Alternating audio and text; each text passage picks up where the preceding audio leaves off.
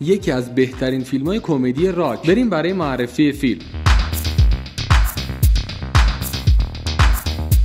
داستان این فیلم درباره باب، پسری جوونیه که به دلیل وزن زیادی که داره در جریان یه رویداد در مدرسه به صورت عریان به وسط جمعیت فرستاده میشه و مورد تمسخر قرار میگیره و فقط یکی از بچه‌ها اونو مسخره نمیکنه و ازش حمایت میکنه. یه پسر به نام کلوین. 20 سال بعد کلوین تبدیل به یه حسابدار شده که از شغلش چندان رضایت نداره. کلوین به صورت اتفاقی با باب روبرو میشه و اونو میبینه که برخلاف دوره دبیرستانش صاحب بدن ورزیده‌ای شده و تغییرات محسوسی داخل خودش ایجاد کرده و الان هیکل توپ داره. اما به زودی مشخص میشه که باب درباره خیلی چیزا داره دروغ میگه. بازیگران عالی و داستان محشر این فیلمو به یکی از بهترین کمدیای سال تبدیل کرده که پیشنهاد میکنم حتما حداقل یه بارم شده ببینینش. امتیاز IMDb 6.3 داره و کشور سازندش هم آمریکاست. رده سنی مثبت 17 ساله داره و سال انتشارش هم 2016. با اینکه فیلمش یکم قدیمیه اما اینقدر صحنه‌های کمدیش خوبه که پیشنهاد میکنم اگر ندیدینش ببینید حتما. اینم از اسم فیلم رفقا. امیدوارم از دیدنش لذت ببرید. ممنون از اینکه تا اینجای ویدیو با من همراه بودید.